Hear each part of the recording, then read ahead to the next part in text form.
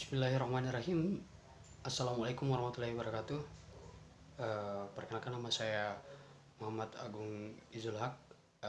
Pada video kali ini atau pada presentasi kali ini saya akan membahas tentang relay jarak dan proteksi pada saluran kompleks. Jadi langsung saja kita masuk pada bagian yang pertama, relay jarak. Dengan semakin kompleks dan berkembangnya jaringan sistem tenaga listrik, baik ukuran maupun luasnya jaringan koordinasi, sistem proteksi antar perangkat sistem adalah hal yang penting untuk mendapatkan perhatian. Seiring dengan perkembangan, kecepatan proteksi dalam koordinasi relay menjadi hal yang sangat penting. Karena kecepatan relatif lambat, suatu relay arus lebih dalam artinya jarang digunakan sebagai relay proteksi. Saluran pengantar tegangan tinggi. Pada umumnya, proteksi utama yang banyak digunakan pada saluran transmisi adalah relay jarak sedang. Relay arus lebih biasanya hanya sebagai pengaman cadangan saja. Penggunaan relay jarak sebagai perangkat pengaman saluran transmisi praktis lebih baik karena relay ini tidak begitu terpengaruh oleh besarnya arus gangguan dan lagi pula tidak begitu terpengaruh dengan perubahan sumber daya dan konfigurasi jaringan. Prinsip-prinsip dan kinerja relay jarak. Mengingat impedansi transmisi berbanding lurus dengan panjangnya, maka dengan mengukur impedansi saluran itu kita dapat mengukur jarak antara titik pengukuran atau pangkal saluran dengan titik pada saluran tersebut. Dengan menggunakan prinsip pengukuran ini, maka relay impedansi dapat dikatakan sebagai relay jarak. Prinsip dasar pengukuran proteksi jarak adalah membandingkan pengukuran arus dan tegangan yang mengalir pada satu saluran tersebut. Pengaruh rasio impedansi, sumber, dan saluran. Tegangan yang diterapkan pada rangkaian impedansi tertutup adalah tegangan open circuit. Titik R merupakan lokasi relay sedang. IR dan VR adalah arus dan tegangan yang diukur dan dirasakan oleh relay impedansi. Zona proteksi. Adapun zona proteksi pada setiap saluran transmisi, yang pertama itu ada zona 1, yang kedua adalah zona 2, yang ketiga itu zona 3, dan ada pula zona lainnya. Jenis-jenis relay jarak. Beberapa relay numerik tertentu terdapat di berbagai industri, dilengkapi dengan perangkat yang bisa digunakan untuk melakukan pengukuran nilai absolut impedansi gangguan dan kemudian menentukan apakah perlu beroperasi sesuai daerah atau batas yang biasa kita sebut boundary impedansi yang ditentukan pada diagram R/X. Adapun jenis-jenis relay jarak, yang pertama itu relay pembanding amplitudo dan pembanding fasa, yang kedua itu relay impedansi, yang ketiga itu relay jarak reaktansi, yang keempat relay jarak Mo, yang kelima relay Mo polarisasi sendiri, yang keenam relay jarak offset Mo, yang ketujuh relay Mo polarisasi silang penuh, dan yang kedelapan polarisasi silang parsial relay Mo.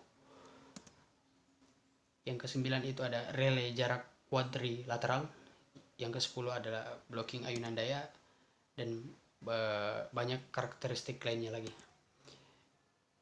Konstruksi relay jarak. Meskipun sebenarnya relay jarak hanya merupakan perangkat pengukur impedansi atau secara teknis hanya perangkat pembanding tegangan dan arus, namun ingat beragamnya jenis gangguan dan parameter pengukuran yang harus dilakukan, maka konstruksi sebuah relay jarak adalah kompleks dan tidak sesederhana.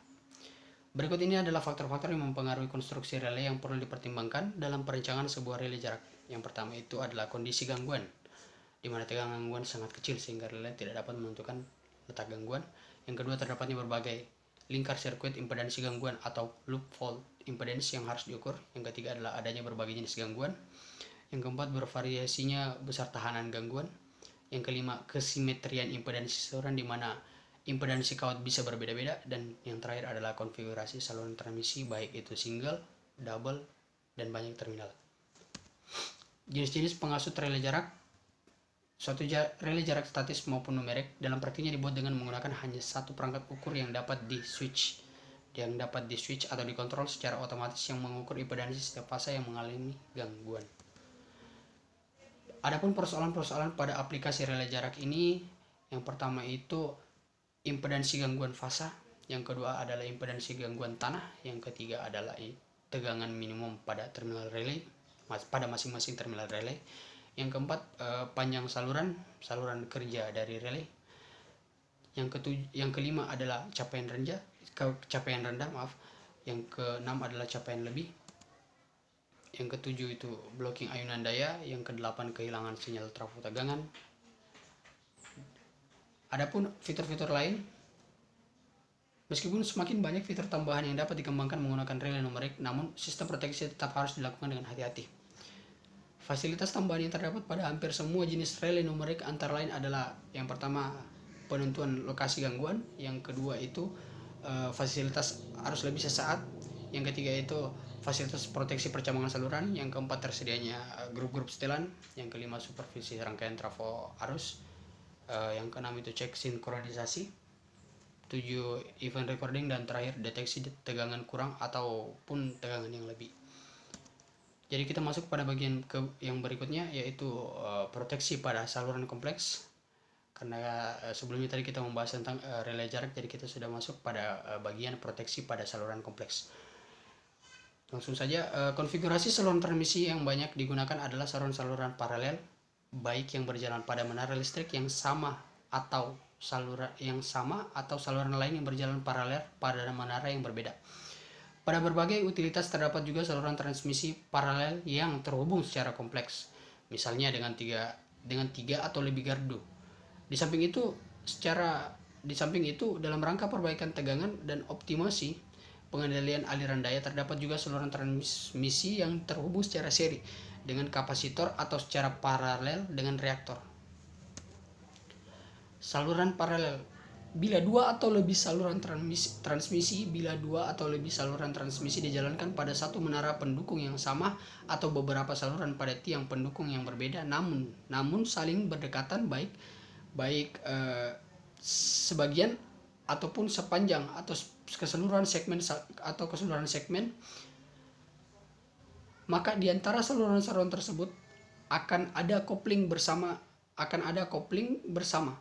Kondisi spesifik lain di mana kopling bersama ini perlu diperhatikan adalah bila salah satu tidak beroperasi dan kedua ujung-ujungnya ditenangkan secara sengaja, misalnya pada waktu pemeliharaan.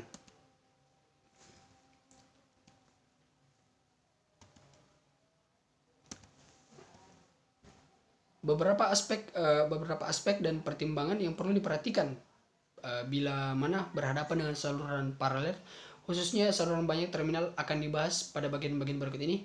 Yang pertama itu adalah sistem unit proteksi. Pengaruh kopling bersama saluran paralel pada sistem proteksi yang hanya berdasarkan arus, bagaimana pada sistem unit proteksi diferensial.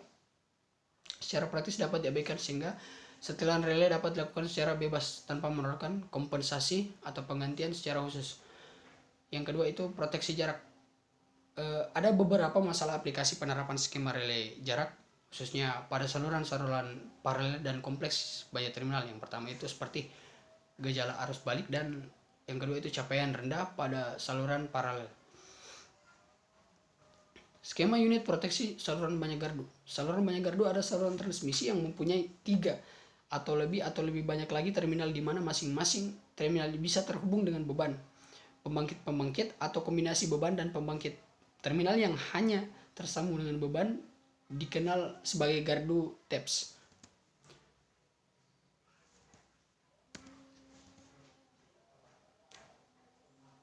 Berikut ini beberapa masalah spesifikasi yang mungkin ditemukan pada sistem proteksi saluran-saluran banyak terminal. Yang pertama itu skema kabel pilot. Proteksi dengan menggunakan kabel pilot adalah sistem proteksi dengan biaya rendah. Sistem ini tidak sensitif terhadap ayunan daya, relatif sederhana, namun mempunyai keandalan yang tinggi. Yang kedua, skema tegangan balance translate. Proteksi ini merupakan modifikasi skema tegangan balance untuk mempertahankan linearitas rangkaian balance, maka tegangan acuan diambil dari trafo arus kuadran terpisah.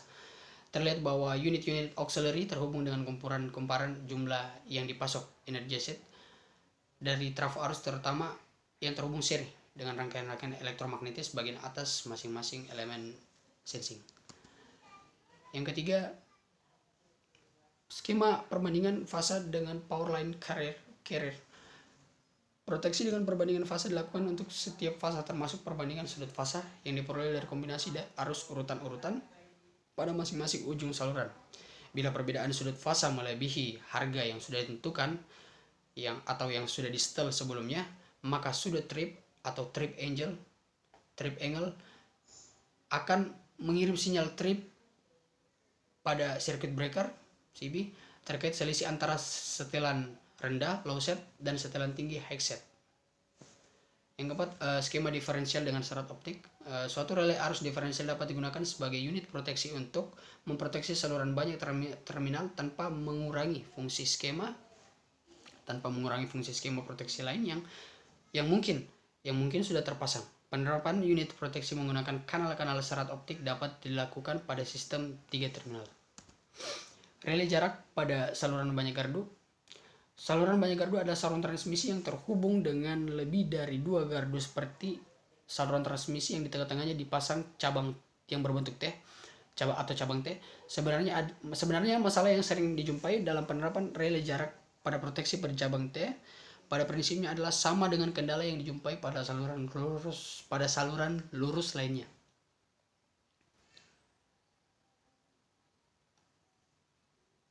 Adapun beberapa aplikasi relay proteksi khususnya pada saluran banyak terminal. Yang pertama itu impedansi relay dilihat dari relay jarak, yaitu impedansi relay yang dilihat oleh relay jarak dipengaruhi oleh arus infed pada setiap titik percabangan yang terdapat pada saluran yang mau diproteksi. Yang kedua, pengaruh beban sebelum gangguan. Transfer daya listrik antara ketiga gardu jaringan T persis sebelumnya gangguan adalah 0. Hal ini dilakukan mengingat bahwa dalam kondisi berban sesungguhnya hasil penelitian yang dilakukan Humpeck dan Lewis merupakan salah satu peneliti dari relay pengaruh beban sebelum gangguan ini memperlihatkan bahwa relay jarak konvensional tidak mudah di-setel sesuai konfigurasi jaringan khususnya pada saluran banyak gardu. Yang ketiga, pengaruh arus gangguan yang mengalir keluar dari satu gardu. Sejauh ini pada waktu gangguan terjadi di bus bar B, maka arus gangguan yang mengalir dari gardu A maupun gardu C mengarah bagian saluran. Namun dalam part ini terdapat kondisi tertentu di mana arah arus pada salah satu gardu tidak mengalir ke dalam tetapi mengalir keluar jaringan. Keadaan umum dapat diperlihatkan di mana salah satu ujung saluran paralel yang di-tap pada gardu A. Skema proteksi jarak saluran banyak gardu. Skema proteksi jarak pada jaringan lurus tanpa percabangan atau plain feeder boleh juga digunakan untuk proteksi jaringan T. Namun demikian penerapannya lebih terbatas dalam beberapa faktor tergantung dari kondisi dan konfigurasi saluran. Penerapan skema blocking pada jaringan T berbeda dengan skema transfer trip seperti yang akan dibahas pada uraian berikut. Yang pertama itu skema transfer chip capaian rendah. Yang kedua, skema transfer chip capaian lebih. Yang ketiga, skema blocking. Yang keempat, pertimbangan kanal signaling. Yang kelima, skema blocking perbandingan arah. Dan yang terakhir, adapun saluran dari kompensasi seri.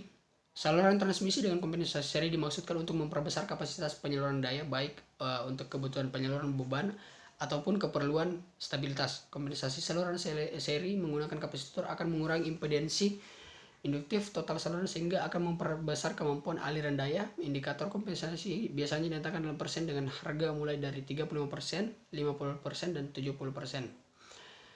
Pada akhirnya dapat diringkas bahwa untuk setiap aplikasi proteksi secara khusus dan spesifik perlu dilakukan studi dan pertimbangan secara hati-hati sebelum dapat memutuskan pilihan skema proteksi mana yang paling sesuai dengan proteksi jaringan tersebut. Itu saja pembahasan kita pada persentase atau video kali ini mengenai relay jarak dan proteksi pada saluran kompleks. Semoga bermanfaat bagi teman-teman dan yang lainnya. Terima kasih. Assalamualaikum warahmatullahi wabarakatuh.